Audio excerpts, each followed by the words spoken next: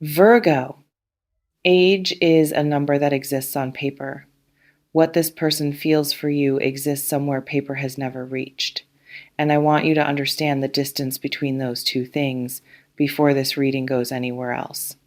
Before the first image, before the first layer of what I am seeing in the energy between you and this person, I want you to sit in the gap between the thing that is measurable and the thing that is not, between what can be calculated and what simply is, between the category that time invented and the feeling that exists entirely outside of time's jurisdiction. Because what this person feels for you is not inside time's jurisdiction. It does not age, does not accumulate years the way bodies accumulate years, does not become more or less of what it is based on any number attached to either of you. It is simply what it is. At full size, right now, regardless of everything that has nothing to do with it. I want to begin this reading by naming something directly that does not always get named directly in readings about love across age or experience gaps. The thing that makes people uncertain about connections like this one is not usually what they say it is. People say age, they cite the number, they reference the gap, whatever its direction, whatever its size, as the thing that makes this complicated or unconventional or difficult to explain to the rooms they move through. They use the age as the organizing explanation for whatever hesitation or complexity exists in the situation. But age is not the real thing. The real thing is the particular discomfort of a feeling that does not fit neatly into the available categories, that does not behave the way love is supposed to behave in the scripts that exist for it, that arrived through an unexpected door and produced something that none of the preparation for that kind of feeling, all the accumulated understanding of what love looks like when it is appropriate and convenient and easily explained, prepared either of you for. The age is the label people reach for because the real thing does not have a simpler label. What this reading is about is the real thing. The first image that arrives in this reading has a quality of pure light.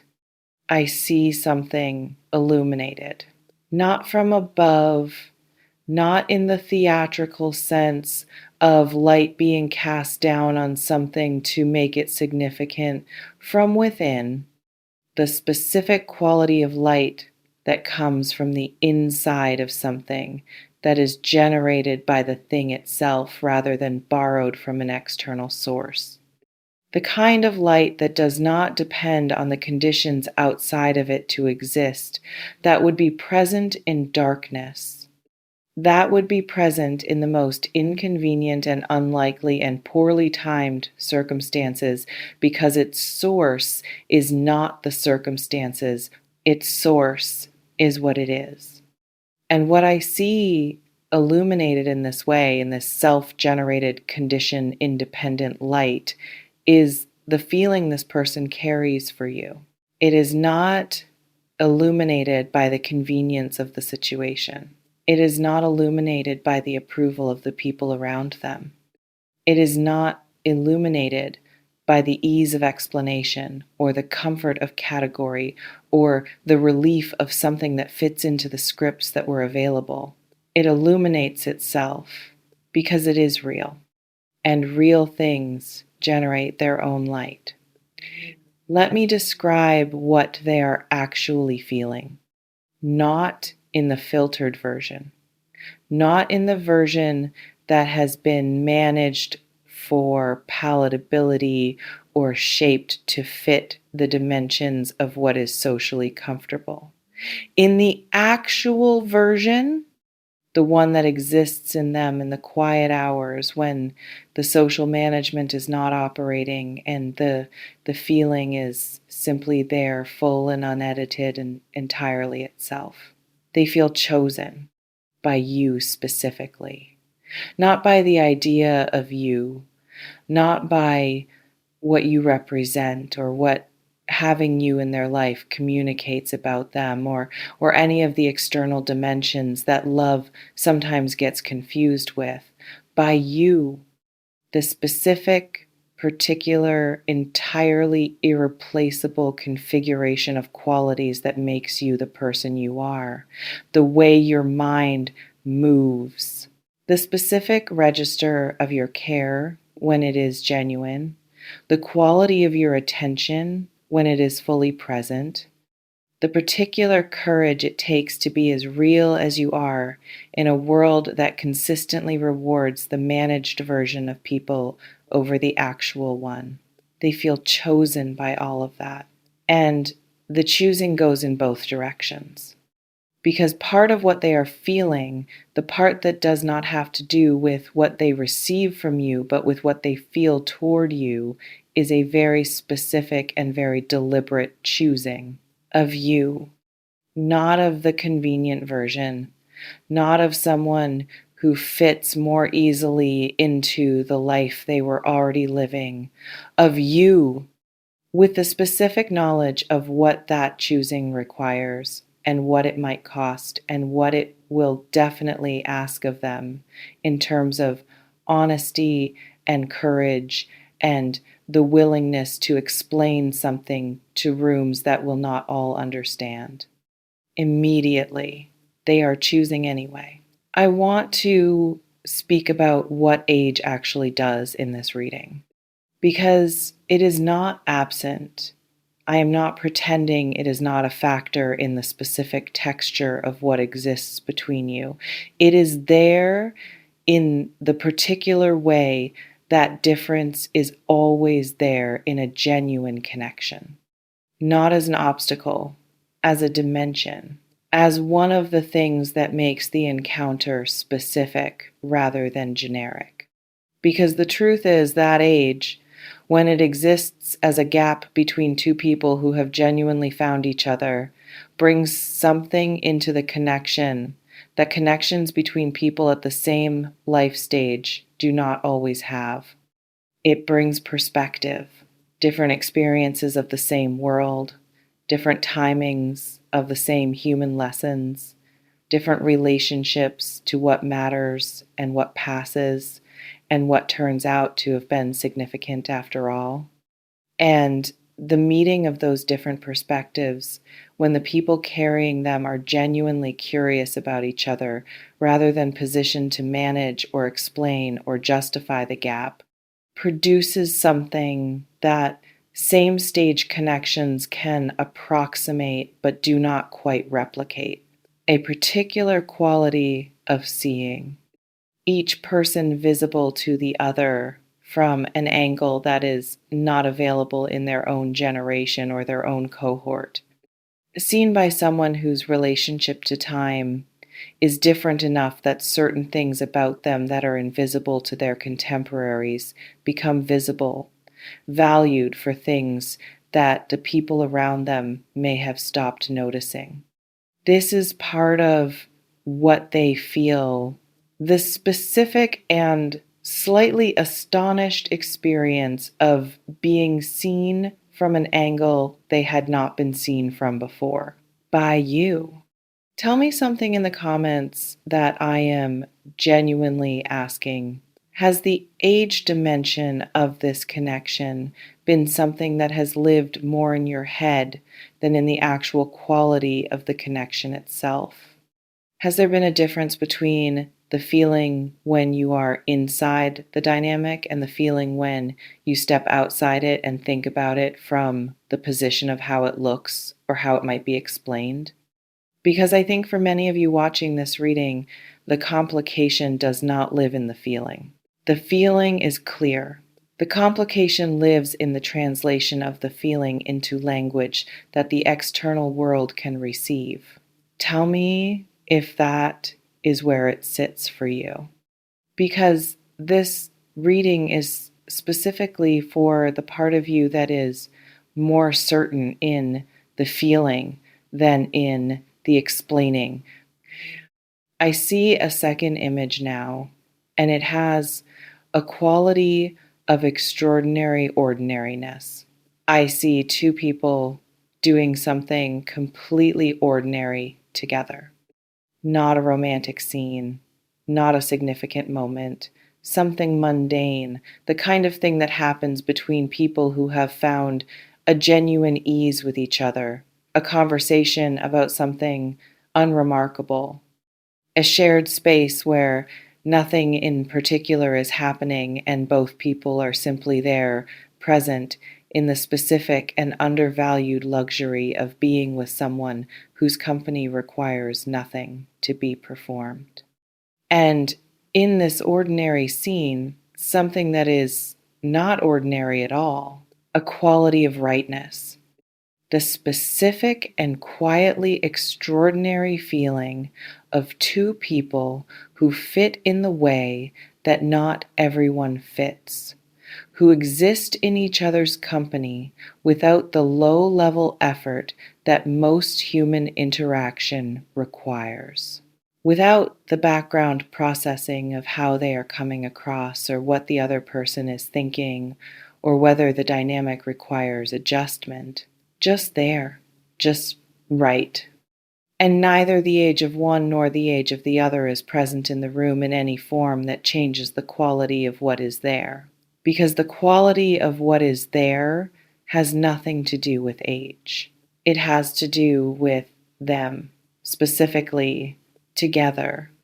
In the particular and unrepeatable rightness of this specific configuration, let me speak now about what they are feeling about the future, because this reading is not only about the current quality of feeling, it is about direction, about where this feeling is pointing, about what it is building toward in the interior of this person when they let themselves move past the current moment and into the imagination of what comes next. They are imagining a future with you, not vaguely, specifically, with the particular detail of someone who has allowed themselves to go there, to actually inhabit in imagination the shape of a life that contains you as a consistent rather than occasional presence, to feel what it would feel like to have the ordinary moments, not just the significant ones, be shared with you. The mornings, the unremarkable evenings, the conversations about nothing in particular that add up over time to the total of what two people who have built something together actually have. They want the ordinary with you. That is the deepest want. Not the grand gestures, not the moments that would look beautiful from the outside, the ordinary, the specific and humble and completely irreplaceable ordinary of daily life with someone whose presence in it changes the quality of it. And in the imagining of this future, age is not a character. It does not appear in the scenes. It is not a concern that arrives to complicate the imagined mornings or the imagined evenings. It is simply not part of what the feeling produces when the feeling is allowed to move in the direction it wants to move. What is part of the imagining is you, only you, in the full and ordinary and extraordinary specific reality of you. The third image arrives with a quality of settled certainty that is unlike anything else in this reading. I see a foundation, not a grand structure, not the visible, impressive part of anything that gets built, the part that goes below the surface, that is not seen, that is not admired. That does not generate any of the attention that the visible structure eventually generates. The part that holds everything up. And this foundation is being laid, not quickly, not in a single dramatic gesture of commitment, with the specific, deliberate, one piece at a time quality of someone who is building for duration, who is not interested in the version of this that is impressive for a season and then fails under the weight of the first real pressure, who has looked at what they feel and decided that it deserves the kind of base that will hold whatever the future asks it to hold. Age does not lay a foundation. Feeling does. Intention does. The decision made quietly and with full awareness of what it means to build something with someone rather than simply being in something with them. That lays the foundation, and that decision has been made by someone who is not deterred by the numbers and is not performing bravery about not being deterred, who simply, genuinely, in the most grounded and real and entirely unglamorous way, does not find the numbers relevant to the question of what they feel. I want to say something now to the part of you that has been waiting for permission. Not from them. They have been clear enough in whatever ways they have been clear, not from the external world. The external world's opinion of this connection is, at its most relevant, a set of considerations to be thoughtfully weighed, and at its least relevant, background noise that has nothing to do with what is actually between two specific people who have actually found each other. Permission from yourself to let this be what it is, without the constant overlay of the questions that age generates when it is allowed to be the organizing category, without the running calculation of what it means and how it looks and what people will say and whether it makes sense in the framework of what love is supposed to look like, without all of that, just the feeling, just the quality of what exists between you when the external noise is quiet and the connection is allowed to be itself without commentary. What is that quality? That quality is what this person is feeling. That quality is what they are choosing. That quality is what they are building toward. And that quality has no age. Virgo, I want to close this reading by saying the thing that the reading has been building toward from its very first breath. Love at its most real has never cared about the things that human beings invented to organize their relationships into manageable categories. It has never cared about timing, about convenience, about what the available social scripts say it is supposed to look like, about whether it arrived through the expected door or the unexpected one, about whether it fits into the life that was already constructed or whether it requires reconstruction of things that were built before the feeling arrived. And it has never cared about age. Not because age is meaningless in every context, but because what love actually is, at its source, at the level where it is generated, is something that operates entirely outside the categories that time invented. It operates in the place where two people recognize something in each other that has nothing to do with when they were born, something essential. Something that would have been there if the years had been different, if the numbers had been different, if the calendar had arranged things another way. The numbers are the calendar's concern. The feeling belongs to something older and more fundamental than any calendar. And this person's feeling for you, the real one, the one that exists beneath whatever they have said or not said, beneath whatever the situation has or has not allowed to be expressed, beneath every complication that the external world has contributed to something that was simple at its source, does not care. about your age. It cares about you. The specific, irreplaceable, entirely itself you. That is what it is oriented toward. That is what it has chosen. That is what it will continue to choose, regardless of the number. Because the number was never what it was about. You were always what it was about. Just you.